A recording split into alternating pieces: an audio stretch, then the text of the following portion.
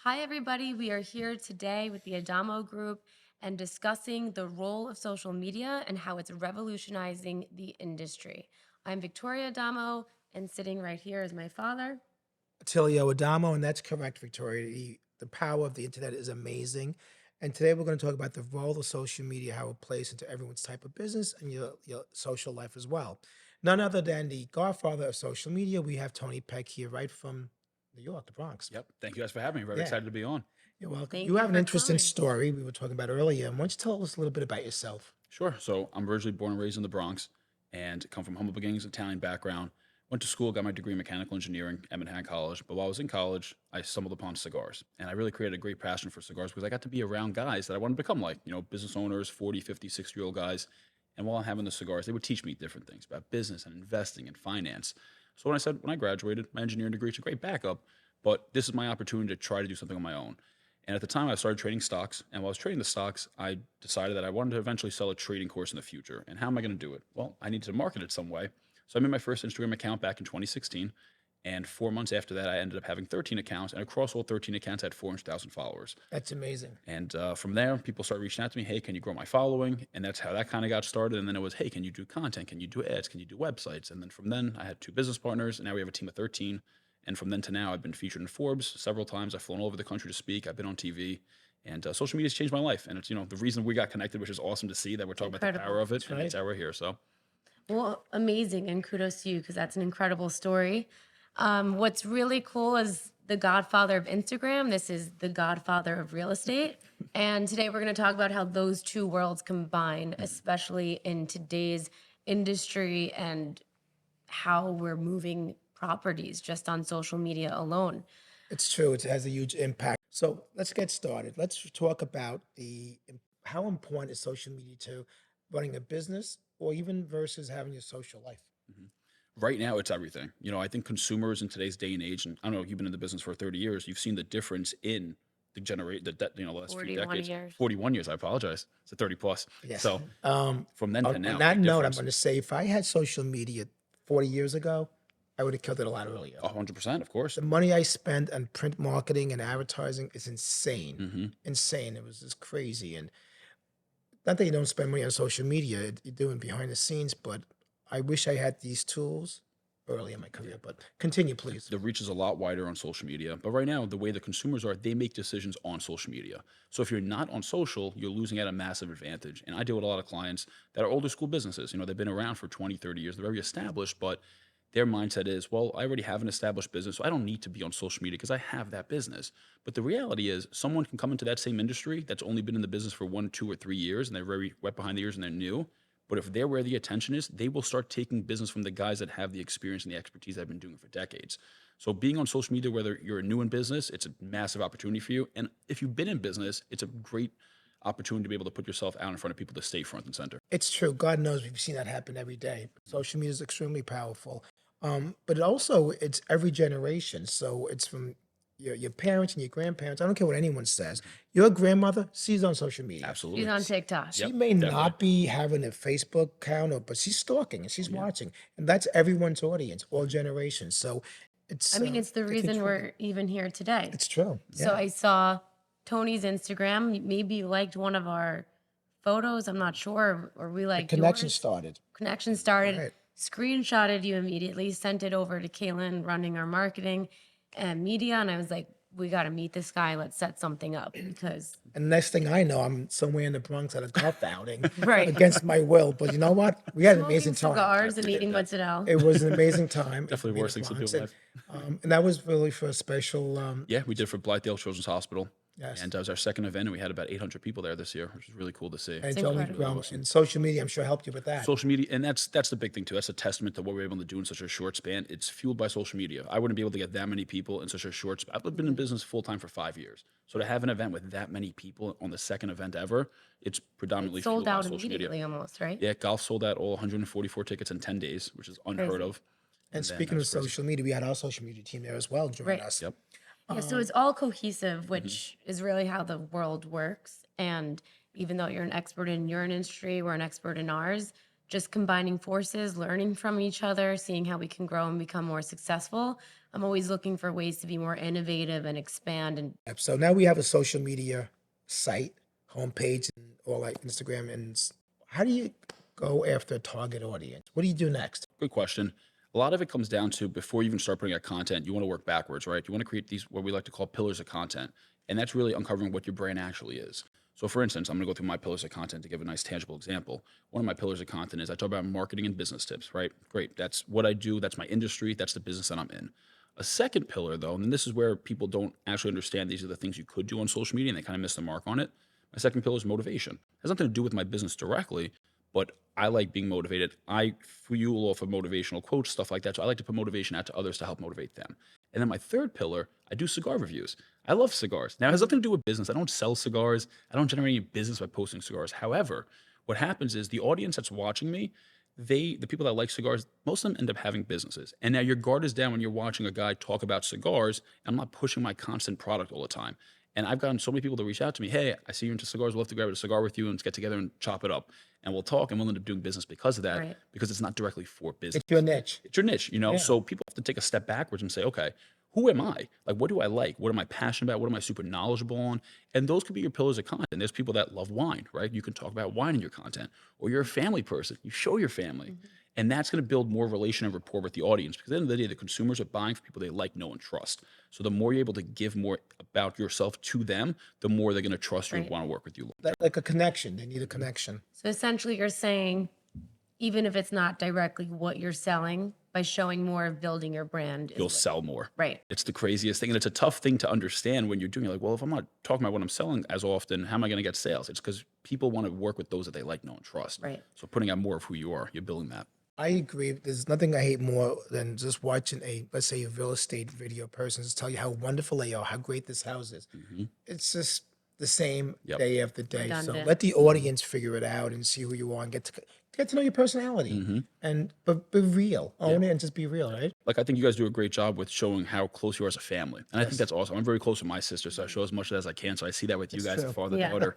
And I think that's awesome. Like the Sundays together, Right. eating, cooking together, barbecuing, like that's awesome. Because now if I'm a viewer and let's say I am a father and I have a daughter, I want to work with you because I know you're a family man and you respect Right. your time with your family. So now we already have a level of relation when we first meet that we get together for the first time because we met on social and you bring Right. up, I love how close you are with your daughter. I have a daughter the same age as yours. It's so cool to see how you guys work together. And that's an instant connection right there. It's funny you say that since Victoria joined our team and we had a couple of articles that were written in local magazines and our social media posts all have been about father-daughter and working Family. together and family. We stumbled upon it by accident. Like that's our niche. And I said to Victoria not too long ago, I said, people are really relating to us because of the family connection, the father-daughter, Right. the business, and the family unit. Like- and I said, it's what we need to focus on. Yeah, even though obviously going into it as father and daughter, that was already evident in there, we didn't realize Correct. how much it would hit home for a lot of people. It's your Because brand now. not only is it Yeah, I the mean- brand, but what we do is the most emotional decision of people's lives. So we're really hitting on home on a personal level. On an emotional connection Right. too, which is awesome. Right. And that's the opportunity social media gives you. You know, as opposed you couldn't print that in the newspaper back in the day. Father, like it's not the same. Exactly. It's not Right. as emphatic, right? I can see you guys interacting with each other, your mannerisms. You can tell you guys are close, Right. And people can see that. You can tell that through video. So having that opportunity, everyone that's listening, no matter it doesn't matter what business. If you're in real estate, great. If you're in any type of business, you leveraging social media to put out who you actually are. That's going to build a deeper rapport with your audience. Right. So my takeaway would be, here's a prime example where we didn't know what our niche was. We just put our content out there, and then we just discovered it by accident. I'm like, okay, this is it. And that's what we started to focus on. We have a website, we have the page, we have a social media presence, or the beginning of one. It looks pretty in the page. And we kind of figured who the target audience is. What do we do to engage that audience, their attention, and to keep it going and to grow that audience? Yeah. That's the most important part. Absolutely. So the number one thing that I always preach is it's social media. It's meant to be social.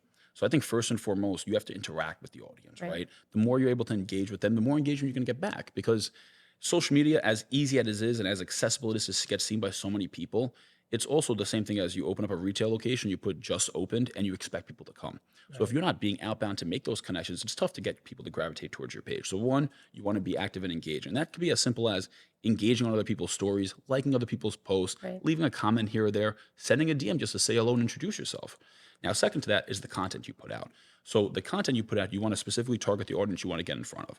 Now, let's say you want to target a very local area, like you guys. You guys are realtors in a very localized area. You want to target a local niche. So something you could do is you can piggyback locality, which would mean you can go around to different restaurants and business owners in the area, interview them to get in front of their audience now. Right. Or you can even go to their pages, see who's following them in the local area, and then you go engage with those accounts. Right. So that's how you want to be able to get in front of that target niche. And then if you want to go wide, then you can start expanding out what you're already doing, but now going to places around those other type of areas. A bigger brand. Exactly.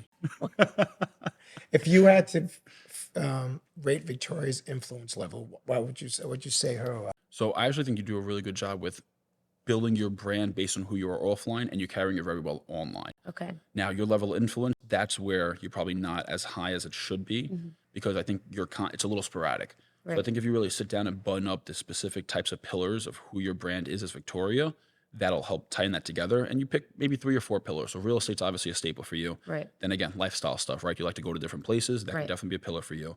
2, you love your wine and your restaurants. That could be one pillar combined, or that can be 2 separate pillars. And another one would be family. Right. And now you have your specific pillars. Now, when I come to your page, I'll have a better idea of exactly who you are, because I'm in the business, so I'm able to tell a little bit better than a regular consumer. But we got to keep in mind, most consumers aren't able to tell past what you're putting out there. So if it's a little hodgepodgey, it might be a little difficult for the consumer to really understand who you are, Right. and difficult for brands to want to use you as an actual influencer for them. Now you got to think from the economic side. Or you get standpoint. paid. Where you get paid, exactly. So if you came up with 4 or 5 pillars, those should be your 4 or 5 weekly posts. And then everything else you're putting on your story on Instagram, right? You're showing the behind the scenes, the vlog. You cut your finger off because you were slicing something Right. up. I see all this stuff. Follow. paying Oh, okay, attention. pay attention. That's something too. Sourdough. Yep.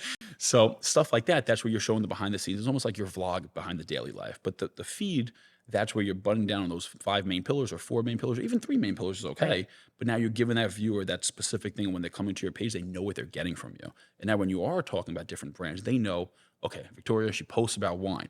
I know if I send her a wine to review, her audience is engaged enough with her talking about wine. Right. But if you're doing too many multiple different things in too many lanes, you're not really going to be able to have a specific influence in different areas that brands would actually want to work with you on.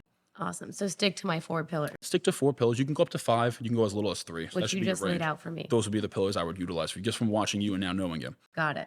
Let's talk about paid ads versus organic. And what are your thoughts on that? Okay, so right now, organic, you have to implement organic into your strategy, no matter who you are, whatever level you're at in business. The way I like to break stuff down is you're a business owner that has one of 2 things. You either have time or money. If you have time, double down on the organic, you learn it, right? But if you have money, you have an opportunity to go a little bit deeper than the organic, because when you talk about targeted ads, you guys have an opportunity to get in front of specific zip codes and people's targeted interests, right? So if you know my target consumer is a married woman with 2 kids that lives in Old Tappan, these are the zip codes, and this is what they like. They like to get their hair done, their nails done, they're recently married, whatever the case is. You can target directly. You in just front of them. stereotyped the New Jersey housewife. You're not off. Please, you're not off. So easy to find them on social if you know what they're into, and you can put, just like if you guys are talking about cars, let's say, and the next day you go on Instagram, you see an ad for cards, right? Right. Same thing. That's what you're able to do with the power of social media. And to your point in the beginning with the old school where newspaper, print, you Right. couldn't specify and target a specific demographic or zip code. You're just putting it in that area. And you just know X amount of people are seeing it because that's how many people are buying the paper. However, with targeted ads, the amount of data you get is second to none. You get to see how many people are clicking it. You get to see the demographics, where they're from. You can retarget those people. It's also a lead capture. It's a massive lead capture. So part of it is if you're in a business, and I want to just keep it business in general because we can dive a little deep on the real estate side, but target ads are a great way to get one of 2 things. One is brand awareness. So if you're a realtor, running targeted ads is just great to get more attention. So instead of doing the signs on the bus stops, right? You can just run ads for brand awareness locally, not even to capture leads, just to increase your Your exposure. network, Just yeah. exactly, just more The people know brand, you, the brand. brand. Now, second to that is you can run ads specifically to capture leads. So we do that for a lot of different businesses where, let's say they're a restaurant, right? And they want more customers coming in. You run some type of incentive and you put it in front of their demographic in their area. and that would drive direct leads and even direct sales. If you're a takeout business, you can just order directly through the ad, and you get so much information on how much that lead cost you, how much it cost you to acquire the company. And now if you're a business owner and you know the lifetime value of that company, you can attribute, it cost me $50 to acquire them, but I know their lifetime value with me over 10 years is 5 grand, but it only costs you $50 to get them. So I really think if done the right way, there's no better way to generate business than do the targeted paid side of social media. Right now, the best platforms are the Facebook, Instagram, LinkedIn, YouTube, TikTok to run the ads through. So to go off what you were saying specifically on the brand awareness, I always feel if you're not reminding people constantly what you're doing, they're forgetting because it's not their job to remember you, but it's our job to remind them what you do. Yeah. You could have friends or family, even a friend that's, you're in touch with maybe once every few months and they're getting ready to sell their house. They're not remembering that we're doing that unless we're constantly reminding them. That's because we need to be in front of them all the time as reminders. Continuing your brand as well. Exactly. I actually say it all the time. It's not the consumer's job to remember what you do. Right. I've seen so many times people go to Thanksgiving dinner and their Aunt Karen's like, I just sold my house, and their niece is a realtor. Why wouldn't you use me, Aunt It Karen? happens all the time. I forgot you're a realtor. Right. How could you forget? Story of my life. You don't I hear post it all it. the Yeah, time. it's a sad reality, right? So many people lose business in their war market because Right. everyone's so focused on using social media to generate cold business. But there's a massive opportunity just to stay. Listen, we've had Facebook for over a decade. People know you on Facebook. So if you're not posting the stuff that you're doing on Facebook, you're missing out on all the people that already know you, but they just forget what it is you do. Right. And it's very important to stay front and center. I'm glad you brought that up. So let's say Facebook versus Instagram. Pretty much, I'm in the impression that Facebook is more of an older crowd and Instagram is more of a younger crowd. I kind of disagree. I think it's been changing. What's your take on that? Definitely agree with your thought on that. Facebook is an older crowd for certain, but Instagram has aged up. And you said something in the beginning of this interview that I think was a great point where there's a lot of older people on Instagram, but they're ghosts, their accounts. They don't post, but they follow and they watch people. They're watching. Don't we call them stalkers? Yeah, kind of like, I guess you could say this, but they give us engagement. It's a good thing. So that you have a lot of people like that are older demographic, but they're on Instagram. They're consuming. Absolutely. They're just not posting. They may not even like anything or comment. Or they may not even follow you. They're just but watching. They're watching. So it's important to stay on, even TikTok. TikTok has aged up. Facebook in the beginning days was only for college kids. And now you will find the oldest people on Facebook, and they're actually utilizing it and posting on there. Now, same thing has happened to Instagram. They went there. And now TikTok has also aged up as well. And all these platforms have that. It's a maturity model. Over 2 or 3 year time frame, ages up over time. I agree because selling real estate, we deal with all different levels of age groups. And so we are strong on Facebook as well as Instagram because it's a different target audience, but it does work. Yeah. The way I look at it is you got the main platforms, right? Instagram, Facebook, TikTok, LinkedIn, YouTube Shorts. If you post the same content on all 5 of those platforms, people are like, oh, I don't want to saturate my audience with the same content. It's a different audience. It's a different audience. And also, it's an algorithmic thing where if I post on all 5 and you follow me on all 5, it doesn't mean you're going to see that same post on all 5. You might only see it on one. What are you clicking on that Exactly. day? But now if I only post on one, I'm really losing my chance and my at-bats to get seen by the people that I want seeing my stuff. Well, I have to admit, I've been a little lackadaisical on LinkedIn. So I guess I should up my game on LinkedIn. Would definitely start upping your game on there. I even Especially forget the about video content on there because most people don't post videos on LinkedIn. So it kind of disrupts the newsfeed when you throw a few videos on that feed. I think I saw something on TikTok about that, so I was going to start that again. There you go. You already have the content, right? So just utilizing it on the different platforms. It's Okay. one thing if you have no content, but the fact that you have it, just start distributing to more. I have to speak to our social media team. So this is the perfect segue for what I want to talk about next. I want 2 perspectives on old school, but still young looking in our new school. Who's old school? Tony? So old school versus new school. I want to talk about and really deep dive into social media trends, specifically in the real estate industry. So right now, the most popular feature in real estate, or honestly any industry, the collaboration feature. The collaboration feature on Instagram, as many people know, is you have the opportunity to collab with another account.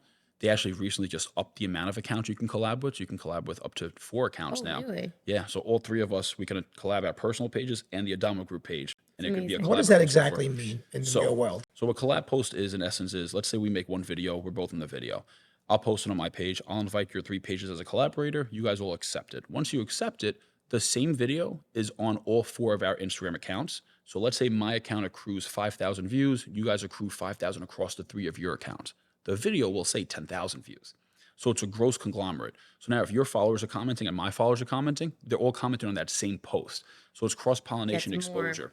Exactly. It's funny because for my personal things that I post, even though I have one account, I always joke that when I collaborate the photo with my boyfriend's page, even though I have more followers than him, we get more likes. Of course, So because I don't know it's if it's boost. because people like him more. No, all it is you're it's getting seen by more people. That's Right. bottom line what it is. Because if you post it without him, you're just going to have your algorithm get seen by as many people as your page Right. would normally get. Oh, I There's a know. I lot of was only people kidding. listening. They might get upset about, oh, I only get 71 likes. But the way to really change that mindset and that perspective on it is, imagine a room with 71 people. That's a lot of people. Oh, I People, agree. yeah, most Yeah. people wouldn't feel comfortable speaking in front of that many people. I was happy I had 50. Yeah, because that's 50 real people. Yeah. You can do business with 10 of them. You might have a good business with those 10 people, right? So I think a lot of people, they have to just take an outside perspective back. Because I have a lot of followers on people like, oh, it's easy for you to say. No, no, I started with 0 as well. Right. And I just cared about my audience. Now I get 200 comments. I answer all 200 comments. I go to other pages, they get 3 comments, they don't answer any of them. Yeah. And It's it's a like, lot well, of work, it's too. a lot of work. Yeah. It's So a that's job. really Got to important, you keep would up. say. That's It's actually engagement, yeah. That's another topic for maybe another day. Just keeping up with social media. Yeah, How it's important it is. it's ever changing. You know, I started the business now February 2019. Been full time since then. Our business has changed so drastically. We don't sell where we used to sell. We've pivoted Right. so many different times because we are a slave to the platform at the end of the day. So if the platform changes its algorithm, what's effective, what's not effective, what new platform, what not new platform, we have to adjust with that. Stand up And with it the trend. changes so Yeah. often. So it's really important to stay on top of all of it. Well, Okay, so collaboration, one trend. Mm-hmm. What's next? Another trend is the short form educational content. So you guys probably seen them before, where like those dynamic captions that pop up, Yes. and they're quick, they're catchy, they're nice little colors and little emojis on them. That is the most popular style of content right now because the consumer, their attention spans are short, and they're able to digest it either quickly by listening or quickly by watching it. So if you're a realtor, putting out any type of content like that is where the money's gonna be made for you. And it's organic content. That's not Right. paid for. That's not paid advertising. And that content can be educating about the industry, the market, real estate, about the towns, about the different local businesses. So anything like that, that is where they should be spending most of their time, putting out video content specifically like that. it's local. I think people just love local information. And the cool thing with social media is too, sometimes you have people like, oh, social media is gonna make me so big nationally. I just want people locally. You can become big in a local area on social Right. media. I agree. And people will know you on the local, like you become a local influencer. Like you're going to different shops and stores and they recognize you because you're the local guy that has a decent following in a small area. Right. Because some people are like, oh, I only have 5,000 followers. That's big in some areas. So leverage it in your area then. And then you can expand outward that way. It's true. So at the end of the day, if someone does recognize you, that means your brand is working. It's being recognized. Yep. That's the biggest testament to it too, that you're getting recognized in public. And you're a regular person at the end of the day. We're no different than each other or anyone. We're not celebrities, but to get recognized from someone that sees you We're online. in sales. We're in sales. You know, it's a cool feeling. I was at a feast yesterday on Long Island and I got recognized. I'm out on Long Island. I'm a Bronx guy. How'd that make you feel? It feels great. It's so cool. And it's like, hey, can I take a picture with you, the Godfather? I follow you. Yeah, of Yeah. course. Come on in. You know, That's it's a amazing. cool thing. So you had a wow It really is. moment. Yeah, exactly. Which is cool. So So honing back in on real estate, what I've seen in the power of social media that we tell our clients is, just the way it's been going. I did work on the Eklund Gomes team. I mean, Frederick had over 1.3 million followers, probably more at this point. For example, back in the day when I was launching my new development, he posted a sneak peek and a teaser of the building. We moved 12 units alone just from that one post on social And it was during COVID. during COVID. So what's your advice for us here now with what you know of our team, our family business, our niche of how we could use the power of social media? I think it's just leveraging the local area you guys have to interview different business owners in the areas and even highlighting different towns and things to do in the town. I work with a lot of people in the real estate industry. I've been doing that for many years. And most miss the mark. They just don't do that for whatever reason. Right. But I think it's a massive opportunity if you guys did monthly content in a different town and you can do 5 videos per town. Best restaurants in this town, best things to do, best places to go, what demographic is here, and you're showing the town, highlighting it, right?